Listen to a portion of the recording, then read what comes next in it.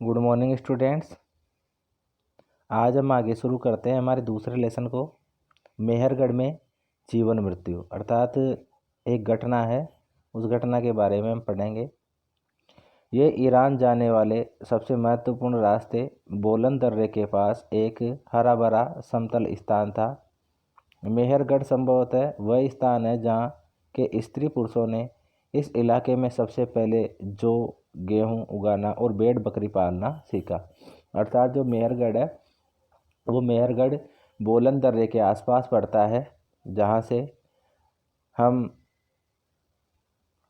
Iran जा सकते हैं। ये रास्ता यहाँ से गुजरता है और यहाँ के जो स्त्री पुरुष थे उन्होंने भेड़ बकरी पालना, गेहूं जो उगाना यहाँ पे सबसे पहले सीखा था। यहाँ विभिन्न प्रकार के जानवरों की हड्डियाँ मिली। इनमें हिरण तथा सूअर जैसे जंगली जानवरों तथा भेड़ों और बकरियों की हड्डियाँ भी है। अर्थात इससे ये अनुमान लगाया जा सकता है कि वहाँ के लोग इन जानवरों को पालते होंगे। मेहरगढ़ में इसके अलावा चौकोर तथा आयताकार घरों के अवशेष भी मिले हैं। प्रत्येक घर में 4 या उससे ज़्यादा कमरे हैं, जिनमें से कुछ संभवतः भंडारण के काम आते होंगे। अर्थात इनके जो मकान हैं उनमें लगभग 4 कमरे बताए गए हैं, 4 कमरे खोजे गए हैं, जिनमें कुछ जो कमरे थे उनमें ये जो अपना सामान था उस सामान को रखने का कार्य, अर्थात जो फसल करते थे, फसल पैदा करते थे, उसको रखने का कार्य ये करते थे। मृत्यु के बाद सामान्यतः मृतक के सगे संबंधी उसके प्रति सम्मान जताते हैं। लोगों की आस्था है कि मृत्यु के बाद भी जीवन होता है, इसलिए कब्रों में मृतकों के साथ कुछ सामान भी रखे जाते थे। अर्थात लोग जो जिनको दफनाने का कार्य करते थे तो उसके साथ में कुछ सामान है, वो सामान भी उसके साथ में रखे जाते थे।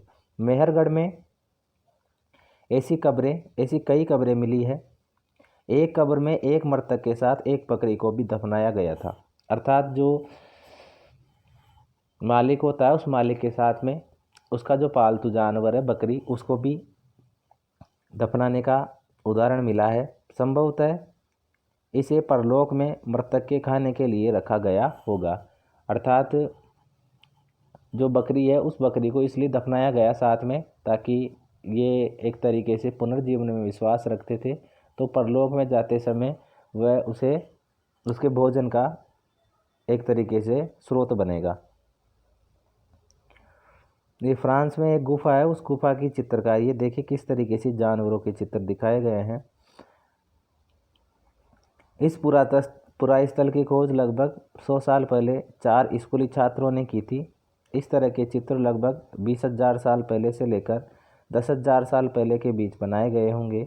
इनमें कई जानवरों के चित्र, इनमें जंगली घोड़े, गाय, भैंस, गेंडा, रेंडियर, बारहसिंगा और सूअरों को गहरे चमकीले रंगों में चित्रित किया गया। ये चित्र बनाए गए हैं इन जानवरों के।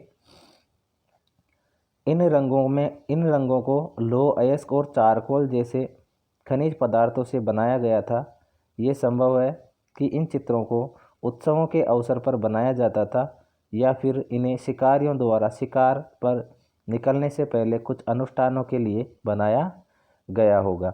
अर्थात ये जो चित्र है, ये चित्र कुछ उत्सवों पर बनाए जाते थे या एक तरीके से जो शिकार करते थे उन पर वो ये चित्र बनाते थे। ठीक है, तो ये जो चित्र है, ये जो स्थल खोजे गए हैं, ये 4 स्कूली छात्रों के द्वारा खोजे गए हैं। इसके बाद हम पढ़ेंगे एक नवपाषाणिक पुरास्थल। नवपाषाण युग के सबसे प्रसिद्ध पुरास्थलों में एक चताल युग तुर्की में है। अर्थात जो तुर्की देश है उसमें एक जगह है चताल युग, वहाँ पर ये स्थल खोजे गए हैं। यहाँ दूर दराज स्थानों से कई चीज़ें लाई गई थी और उनका प्रयोग किया गया था, जैसे सीरिया से लाया गया चकमक पत्थर।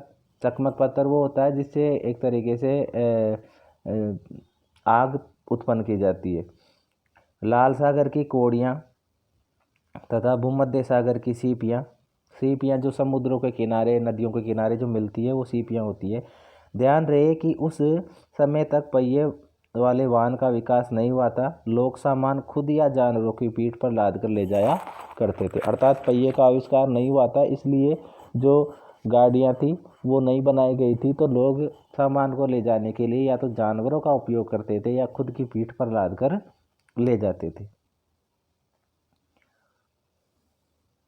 तो इस तरीके से ये जो लेसन हमारा, ये दूसरा लेसन कंप्लीट होता है। ठीक है, इसमें हमने पूरा पाषाण काल, मध्य पाषाण काल और नवपाषाण काल के बारे में जानकारी प्राप्त करी है कि किस तरीके से समय परिवर्तित हुआ, किस तरीके से लोग अपने जो भोजन है उसका संग्रह करते थे। ठीक है,